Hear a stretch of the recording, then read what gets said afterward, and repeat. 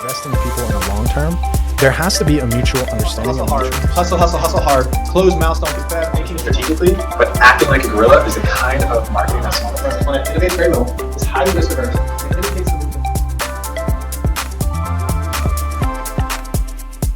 There's a question I hear everywhere right now. Will artificial intelligence replace business education? I think that is the wrong question. The real question is this: what must business education become when information is abundant, analysis is faster, and powerful intelligence is available to nearly everyone? Because AI is already changing the work our students will enter. It is changing how firms research markets, serve customers, design products, write code, forecast demand, make decisions, and coordinate work. But it does not eliminate the need for business education. It raises the standard.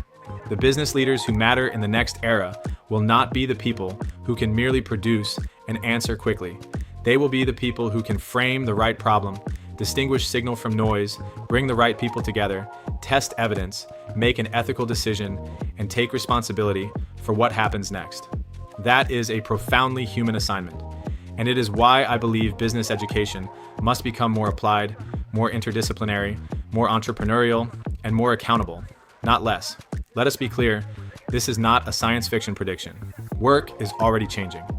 In a National Bureau of Economic Research study, economists Eric Brynjolfsson, Danielle Lee, and Lindsay Raymond examined the rollout of a generative AI assistant to more than 5,000 customer support workers.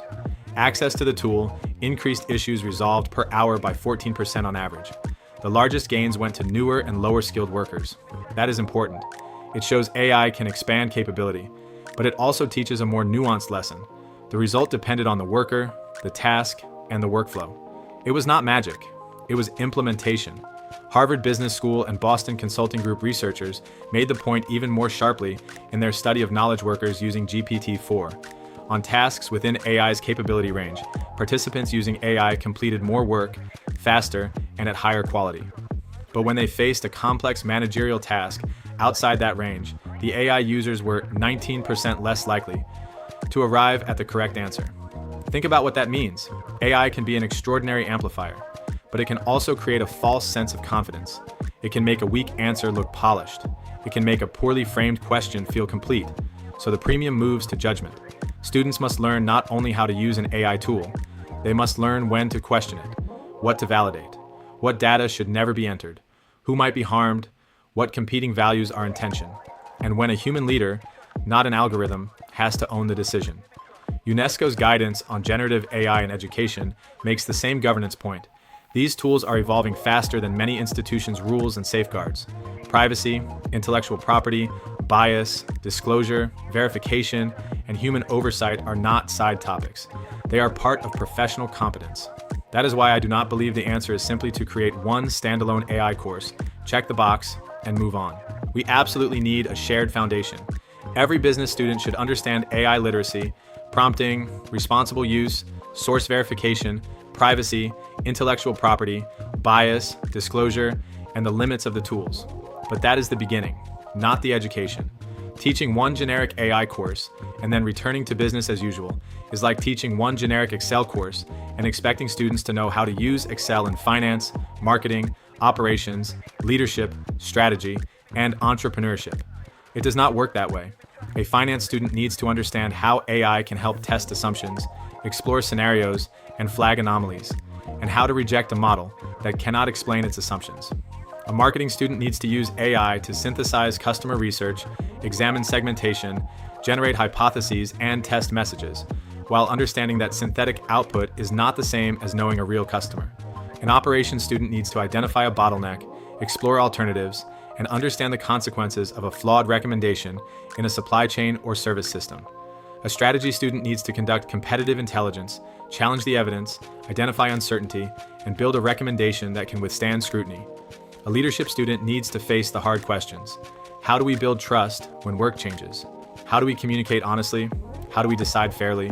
How do we lead a team where humans and intelligent agents contribute in different ways? And an entrepreneurship student needs to use AI to accelerate customer discovery, prototype a solution, test a business model, and build something of value for a real person, not simply generate a beautiful slide deck. The question is no longer, can students use AI? The question is, can they use it responsibly to solve a real problem better than before? This changes the classroom. The classroom of the future cannot be a place where students hide behind generated answers. It must become a studio, a place where students work in teams, investigate real problems, make choices, confront uncertainty, test tools, challenge outputs, present recommendations, and defend their reasoning. That approach is not merely intuitive. A major meta-analysis published in the Proceedings of the National Academy of Sciences examined 225 undergraduate STEM studies and found that active learning improved performance. Students in traditional lecture settings were 1.5 times more likely to fail. Business education is not identical to engineering or science, but the lesson translates beautifully. People learn more deeply when they do meaningful work with feedback, rather than merely receive information. And business education requires something even more important: social learning. Leadership is social, negotiation is social, entrepreneurship is social. Trust, conflict, persuasion, accountability, and innovation are social. An AI tutor may help an individual practice. It cannot replace the moment when a student has to explain a recommendation to a skeptical teammate, listen to someone from a different discipline, revise an idea after feedback, or stand before a client and own the consequences. This is why I want our students to become not merely users of technology, but esteemed consultants. People who diagnose before they prescribe. They do not begin by asking, "What tool do I have?" They begin by asking, "What problem are we actually trying to solve? Who is affected? What evidence would change our minds? What does value look like? And what is our responsibility if we are wrong?" And this is where the opportunity becomes exciting. Artificial intelligence gives more people the ability to create, analyze, visualize, simulate, communicate, and prototype than ever before. That is exactly why our educational model should become more interdisciplinary, not more siloed. Business students should be embedded with engineering students, design students, art students, and psychology students. They should learn to appreciate the differences in how each discipline sees a problem. An engineer may understand what is technically possible. A designer may understand the human experience. An artist may see meaning, emotion, story, and culture. A psychologist may understand behavior, motivation, trust, and adoption. A business student must learn to help convert those capabilities into a viable model, a model that creates value, allocates resources, identifies a market, manages risk, builds a team, and sustains an enterprise. That is not a secondary skill. It is how innovation actually reaches the world. My own NASA-related interdisciplinary experience reinforced this lesson for me. Complex challenges do not yield to one discipline working alone. The most meaningful work happens when people with distinct expertise learn to communicate across boundaries, make trade-offs together, and build a shared model of the problem. AI makes that kind of collaboration more possible. It can lower the cost of translation, research, iteration, and coordination. But it does not replace the need for a human team that knows what it is trying to build and why. In an age where more people can make things, the differentiator will be the ability to bring diverse minds together around a problem worth solving. That is also why entrepreneurship belongs at the center of this conversation. Entrepreneurship is not simply starting a company. It is the disciplined practice of recognizing opportunity, creating value, mobilizing resources, taking informed risks, learning from the market, and adapting with courage. Michael Morris and Donald Sexton called the measurable output of this activity entrepreneurial intensity, the degree and frequency of entrepreneurial action. That distinction matters. It is easy for an organization to say it values innovation. It is much harder to repeatedly produce meaningful innovation. Artificial intelligence can lower the cost of experimentation. It can help a student or small team research a market, sketch a prototype, model alternatives, prepare a first customer interview guide, or test the language of a value proposition. But a tool cannot decide whether an opportunity is real. It cannot earn trust from a customer. It cannot carry the ethical and financial responsibility of a venture. And it cannot replace the courage it takes to act. That is what business education must develop. Dreamers and doers who can imagine a better future, and then build the discipline, evidence, relationships, and resilience to create it. This is also a management innovation conversation.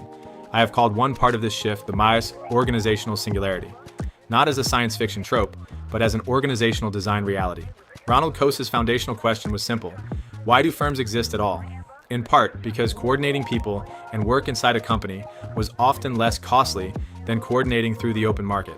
Now AI is changing the economics of that coordination. Intelligent agents can increasingly summarize, route, draft, monitor, compare, schedule, surface information, and support decision workflows. As Salim Ismail and Peter Diamandis have argued in their organizational singularity framing, the traditional organization chart can begin to look like a latency map, a picture of where information and decisions slow down. That does not mean leaders disappear. It means their work becomes more important and more focused. The managerial role shifts away from being a human relay station for information and toward designing systems of accountability, trust, judgment, purpose, governance, and coordinated human and agent work. In other words, intelligence may become cheaper, coordination may become faster, but accountability becomes more valuable. The future leader will need to ask, what should an agent do? What must a human do? Where is human review essential? Who owns the final decision? How do we ensure speed does not outrun ethics? How do we preserve culture, trust, and a sense of shared purpose when the structure of work changes? That is not a technical question.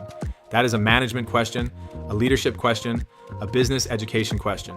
Jacob Morgan's future of work leadership perspective is valuable here because it keeps the focus where it belongs, on people, trust, reskilling, culture, and organizational readiness. AI transformation is not achieved when software is installed. It is achieved when people can work differently, responsibly, and productively together. So what should universities do? First, give every student a responsible AI foundation. Second, embed discipline-specific AI practice across the curriculum. Third, redesign assignments around consequential work, cases, clients, simulations, ventures, audits, decision memos, oral defenses, and reflective evidence trails. Fourth, create interdisciplinary studios where business, engineering, design, art, and behavioral science students solve problems together. Fifth, invest in faculty development. We cannot ask professors to teach thoughtful AI use if we do not give them the time, support, tools, and shared guardrails to learn it themselves. And sixth, preserve spaces for unaided thinking and individual mastery. Not every task should use AI. Students must still learn how to reason, write, calculate, and make judgments on their own. Otherwise, we risk producing graduates who can generate work but cannot evaluate it. Miami-Dade College's NSF-supported Artificial Intelligence for All initiative, along with AI activity at FIU and the University of Miami, signals that South Florida understands this moment. The opportunity before us is to go further, to build a regional model for AI-integrated business education that is rigorous, ethical, entrepreneurial, and connected to the real needs of employers and communities. I am not interested in preparing students to compete against machines by memorizing more information. I am interested in preparing them to lead in a world where intelligence is abundant, but wisdom is not, to build businesses where technology serves people, to become managers who know that speed without judgment can be dangerous, to become entrepreneurs who see possibility where others see disruption. It's inspirational when you reflect on some of these leaders that one might consider to be heroes and think about their lives